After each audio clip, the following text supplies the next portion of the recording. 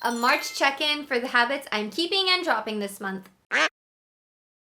Hey guys, it's Yui. If you're new here, hello, my name is Yui and I love to talk all things beauty inside and out. And today we're talking about inner beauty.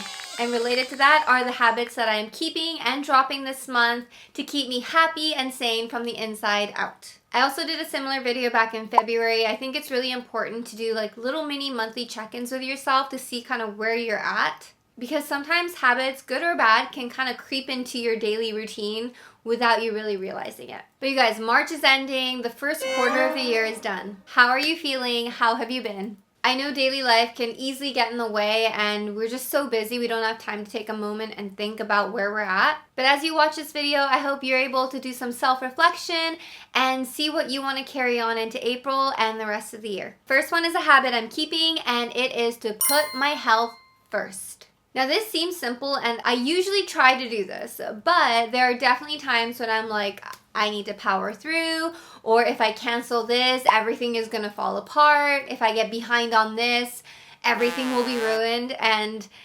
very, very, very rarely is that actually true. So this month I had a few days where I got really sick. I think it was food poisoning. It could have been a virus. I was very, very ill from the early hours of the morning, and then I got a fever. And then I got a migraine because anytime I get sick, it always comes back, the migraines.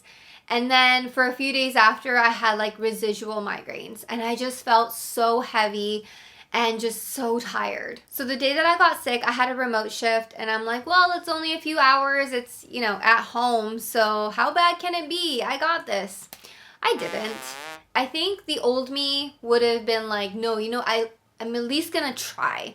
I'm gonna log in, work a little bit, see how I feel. Maybe I'll feel better. Maybe the adrenaline will kick in. And then maybe I'll just be awesome by the end of it. But the current me is more like, you know what? I'm not gonna be able to perform my best even if I log in. That's gonna affect anyone that I end up working with that day. And that's not really fair. So it's not always the correct answer to push through. And it's okay to cancel your work or your plans or whatever it is that you had going if necessary and if possible. And I personally, I hate canceling work. It bothers me so much. It gives me such yucky feelings inside.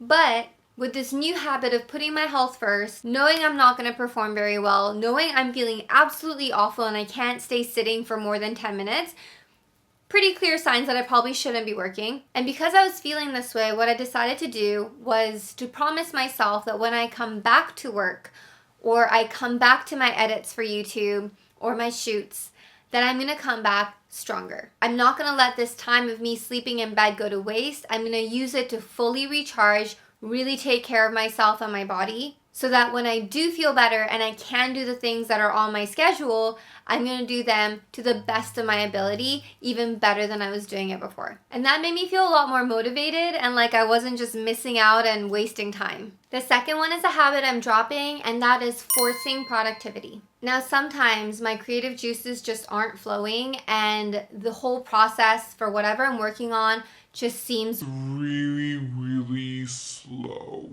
And before, I would force myself to be productive. I would blame myself for not being creative enough. I'd blame myself for not being fast enough or smart enough. And it wasn't helping. So instead, going into April and the rest of the year, I'm going to go at my own pace. Now, that doesn't mean I'm just going to, do things whenever, however I want. I'm still going to stick to a schedule. But instead of forcing productivity and forcing myself to finish things or do something or to stay on schedule, I'm going to try and replace those emotions with an intentional effort and a treasure hunt of finding things that actually excite me. Let's take YouTube as the easiest example here. If I'm creating a video that I don't feel as excited about, whether that's the topic or the location or whatever it may be, I find that the whole process seems to take a lot longer. But when I find that thing that I really want to talk about and that I'm personally actually very excited about, everything seems to just go a lot more smoothly. And I think that's natural. We gravitate towards things that we like. So instead of forcing myself to do things that maybe I'm not feeling super excited about, finding what is exciting to me and intentionally using my time and efforts to make those creative ideas come to life is going to be far more productive than slaving away at something that I'm not enjoying. Therefore, whoever is watching is probably also not going to enjoy it very much. And on the days where I'm just not feeling it, I'm going to give myself permission to walk away from the computer, take my dog on a walk, grab a coffee, go to a cafe, whatever it may be, just to reset a little bit. Because sometimes being in the same environment and focusing on just one thing can put you in a bit of a closed off state. But most of this month, I felt like I had to sit there, I had to finish it. I didn't have time to go and reset. But that is not true. So going forward, I'm going to drop that and do things in a way that brings me a lot more joy and still gets things done. Number 3, a habit I'm keeping is being open to using new skincare. Now, up until recently, I feel like I've been not stuck, but I prefer to stay in my comfort zone when it comes to skincare. I use things that I know and that don't have a lot of ingredients that I haven't tried before. Just things that keep my skin fine, but not like awesome. But along with this channel and researching a lot of things, I've become a lot more excited about skincare, and I want to grow my skincare routine with the channel and try a lot of new things and see what's actually out there and what works so I can actually talk about it. I recently bought a bunch of new Korean skincare products. I'll link the video somewhere on the screen.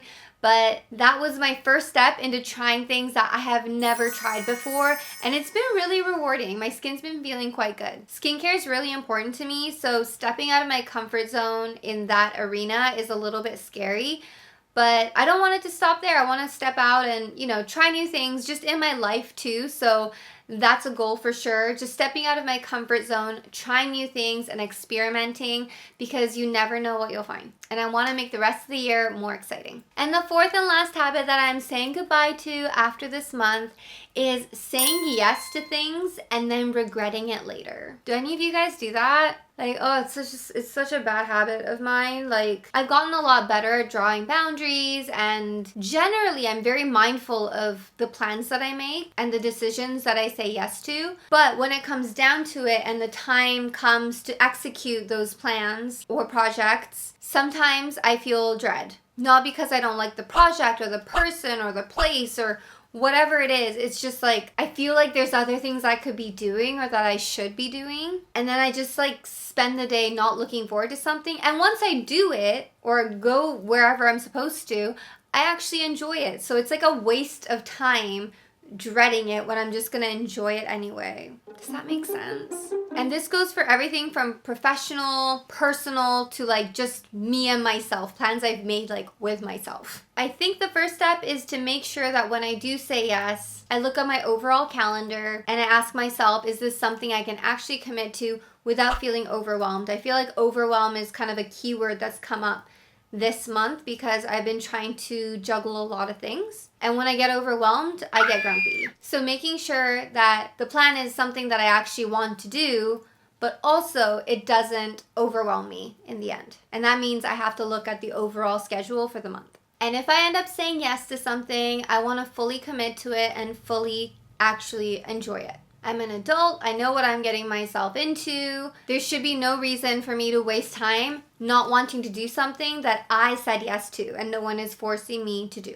Sounds simple enough, not always easy to execute, but that is definitely a goal of mine, something that I do want to try to be better at going forward for the rest of the year. So those are the 2 habits I'm keeping and the 2 habits I'm dropping at the end of March. What about you? Are there any habits that you want to keep or drop going forward into the rest of the year?